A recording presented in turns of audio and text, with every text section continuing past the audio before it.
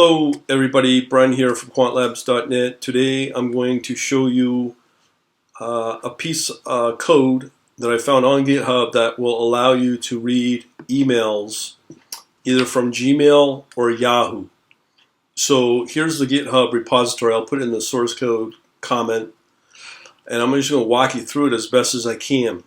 So this program or script, Python 3 email check.py. So here's the source code. A couple of big things you need to understand is you have either you could use Gmail, Yahoo, or your own server. Now when you're using Yahoo or Gmail, it is a SOB to set up. Namely, if you are going to start sending, let's say, signals or anything from your own domain, in my case, let's say quantlabs.net, let's say support at quantlabs.net, where I'm sending the email from, to an email over at Yahoo, whatever, at yahoo.com, or whatever at gmail.com. So we're using IMAP, but there's a lot of things you need to be aware of. I found Gmail a real bitch to set up. It just the recovery and all that, and automatically disable your account, and it goes into some approval that you gotta tell Google who you are. It's a real mess with Gmail. So for now, I'm just with yahoo.com. It's a mess as well, but I'm gonna do my best to show you how to accept and whitelist the sender email that you're gonna send your info or your emails from on your domain or whatever domain you're using. So in my case, if you sign up to the quantlabs.net service, the analytics, so if you just go over to quantlabs.net, this is really designed for this service. So I'm only showing this for people who may be interested in doing something similar to what I'm doing. So here we have this analytics service. You sign up for it, and I'm going to be giving you a script or two in Python so you can receive emails from this service. So when you subscribe and you want signals, they'll come from an email at quantlabs.net, the domain. It'll probably be at support.domain or signals at quantlabs.net or support at quantlabs.net, something like that. So they'll be the sending email. So if you're trying to do this on your own, you got to filter out where you want the emails to come from. The first big thing you got to do is when you create your Yahoo account, you got to be able to whitelist those emails so they'll end up in the spam, in the inbox. So if we go over to this Joe so-and-so email in Yahoo, I had to whitelist the support at quantlabs.net, let's say, the sending email. So usually they'd end up in the spam right out of the gate, okay? You have to configure and set up a filter that will accept and whitelist those emails from that domain. So I'm going to show you how to do that now. So just come under here on the settings, come under more settings, and then in here you should see filters. So I've created a filter here. So it's a filter name, quantlabs.net, set the rules. So I'm setting the from, if it contains the domain quantlabs.net, accept it, whitelist it, and then choose the folder to the default of inbox. So I could set up a separate folder for just pure signals. Just keep aware of this is how you whitelist to accept an email from another domain somewhere. So that's how you whitelist everything. So you got to do that when you create your Yahoo email. So that's very, very important. As I said, otherwise it'll end up in the spam box and you'll be messed up. So when we run this program, what it's literally doing is we fire it up right here. It's called email. Check. I'm gonna walk you through it, and it's just gonna cycle through and checking the inbox when it gets authenticated, checking for a specific search criteria, and it'll spit out an email, specifically the body. Setting this up was a real SOB, or just finding something that would work was a real bitch with online, no matter where you go using whatever search engine. So I'm going to try to give you a walkthrough, but as I said, this particular script can be found here at the GitHub, as I showed you. It will work with Gmail. I have tested it out, but the security is just, I'll call it paranoia.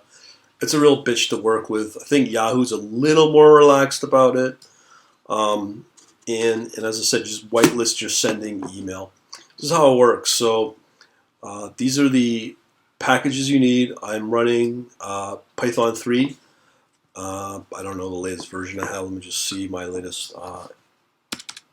interpreter. Yeah, some 3.64. So coming back to the source code here. So obviously we've got to define the location of where the Yahoo IMAP server is for the mail. Default port 993, which is standard. You have to set your domain, which mine is some weird one at yahoo.com, the password. And then here's the key, is the criteria. So you got to set your support at quantlabs.net, and that's all I'm setting. So this script will go in and look for anything in the inbox that has the domain as a filter, any email from this email, support at quantlabs.net. Now, if you don't do any of the whitelisting stuff, this won't work. It will not find it. And I'm going to tell you why, because it's going to go into the inbox. So as I said, it's very critical you understand you have to whitelist that sending email for it to default into the inbox that you want, which is the inbox. So again, this is how it works. So let me just go through the main section of the Python script here. So we'll skip these two functions for now. So here we have to set the authentication for the IMAP server with the domain of the host, obviously IMAP yahoo.com, plus the port of 993. Then we authenticate by logging in with the user password, which is obviously our email. Now this is the key here. We have to select inbox. So when we send emails over, we have to make sure that those emails that we send from that particular email does end up in the inbox and not in the spam box. So here we set up the search right here. This is the fun stuff. So here we set up the criteria in here. Now you could set up a number of ways to do it on a various granular levels. I just set it for only if it's from this particular email. And then you can even do it by subject, by body. Don't ask me anything beyond that. I'm just showing you the bare bones basics here. So that's what we're doing here. It's like a protocol when you're dealing with email servers and what is sent back. And then we can search for those emails with this ID, user ID or unique ID, and the criteria which you set up here. So obviously we'll get a result and a data. So it'll parse out everything and do its thing here. If there's any user IDs, set the max, and then it will log out of the server. Now,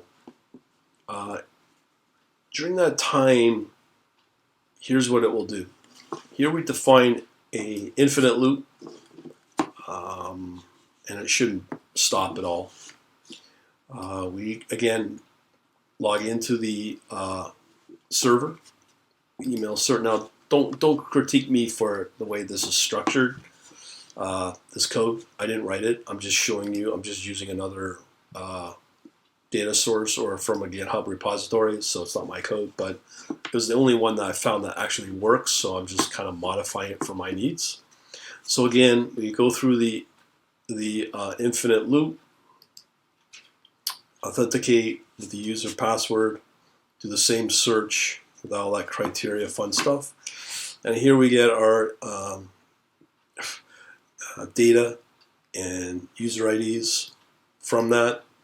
And then we cycle through the user IDs for each one, and then we can capture a fetch with this protocol, sending it the unique ID that's caught from the server, and then we grab our, I believe this is the body of the message, and then we set our UID max, and then we just get our message. And it returns the text from the from this call here. Get first block. So this is right here.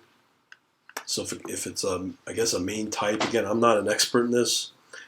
And if it's a multi-part, we get a payload. If the payload is of type text, it could be HTML as well, but let's keep it simple. Text, get the payload. And that's it. Now, multi-part, I think, would include things like images. So I believe it should, by default, fall in here. Multi-part would be like part text, and then an image, and then more text, and so on. And then it will return the payload from that first text block. And then it'll display what's returned. And then I'll log out, and I'll print out this message, then sleep for a second, and then continue on the loop. Okay, so what you have here is the crust of a way to download email, and I'll show you in another video how to send email to your inbox. So this is the crust of it, and if you want to learn more on building out these types of services, specifically for signaling for algo trading, I have a course that expands. This is a very minor part of it, but if you come under quantlabs.net under the store, you look for the click here for all Python courses, and then you'll get this course for $250, and I'm sure it's going to go up. Just do a buy now. That will show you all kinds of things on how to build out a complete bot automated trading strategy. Currently, I'm using the same code for both the cryptocurrency and Forex, and part of the plan is to use Kraken for the cryptocurrency because it will help support U.S. Obviously Americans, and I'm doing the same thing with Forex with Awanda, because Awanda is one of the only few brokers out there for Forex that supports Python. So that's the choice. Why the choice of the brokers? So again, this video just kind of highlights how to interpret these emails. It's not an easy process, but I thought I'd break it down as simplest as I can with a code walkthrough as I build out my own script for, call it open source, for customers that want to get the trading signals from the Quant Analytics service with this type of script. And I'll do another video on how to set up an account with that. But this example uses Yahoo email. You could use Gmail, but I've had problems with it. So right now my preference would be using Yahoo. If you want to use the analytics service, you would kind of maybe want to use Yahoo over Gmail. Setting up the account's easy, just whitelisting the sending email. And I'll have an exact email on how to set all that up, but this is just to show you the source code on how to receive emails. from something like this. And as I said, I'll have another video to show you how to send emails to wherever you want it to go. All right, so hopefully I'll help you out, and we shall talk to you later. I'll have the source code somewhere. Just go into the description of this email or this YouTube video and you should be able to find the source code and the link to it. On that, talk to you later.